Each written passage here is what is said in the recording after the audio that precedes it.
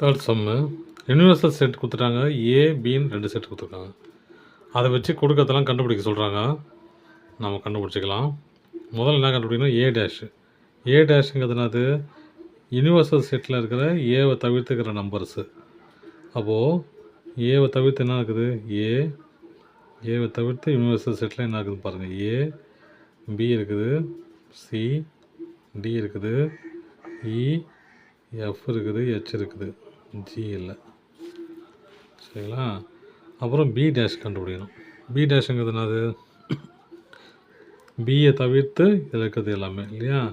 Universal settle B, அப்புறம் C, D இருக்குது, இ இருக்குது, அப்புறம் எஃப் ஜி தான் இல்லை. அப்போ எஃப் ஜி. ஓகேங்களா? இது முடிஞ்சிச்சு. இப்போ என்ன கண்டுபிடிக்கணும்? A dash union B dash கண்டுபிடிக்கணும். A dash union B dash ரெண்டையும் காமனாக எழுதணும். A C E G. இதில் என்னது? பி இருக்குது, சி ரிப்பீட் பண்ணக்கூடாது, எஃப் எழுதலாம், ஜி ஏற்கனவே எழுதியாச்சு. அவ்வளோதான். ஓகேங்களா? இப்போது ஃபோர்த் ஒன்று A dash intersection B dash. எதெல்லாம் காமன் ஆகுது பாருங்கள். ஏ டேஷ்க்கும் பி டேஷ்க்கும் சி காமன் ஆகுது, ஜி காமன் ஆகுது. அப்போது சி கமா ஜி. ஃபிஃப்த் ஒன்று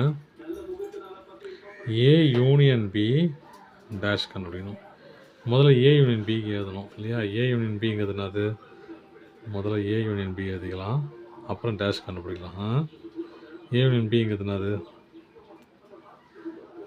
பிடி எஃப்ஹெச். பிடி எஃப்ஹெச், சாரி எஃப்ஹெச். இங்கே ஏ இருக்குது, அப்புறம் டி எழுத தேவையில்ல, இ இருக்குது, ஹெச் எழுத தேவையில்ல. ஓகேங்களா? அப்போது இதை தவிர்த்து யூவில் இருக்கிற நம்பர்ஸு. சரியா? ஏன்னா டேஷ் இல்லையா, காம்ப்ளிமெண்ட் இல்லையா? ஏ யூனியன் பி டேஷ்னால் ஏ யூனியன் பியை தவிர்த்து யூவில் என்ன இருக்குது பாருங்கள். இதை தவிர்த்து என்ன இருக்குது பாருங்கள். ஏ இருக்குது, பி இருக்குது,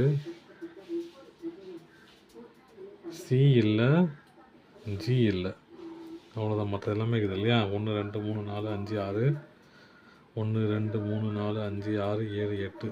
அப்போ ஜியும் சியும் தான் இல்லை. அப்போது சி கம்மா ஜி. ஓகேங்களா?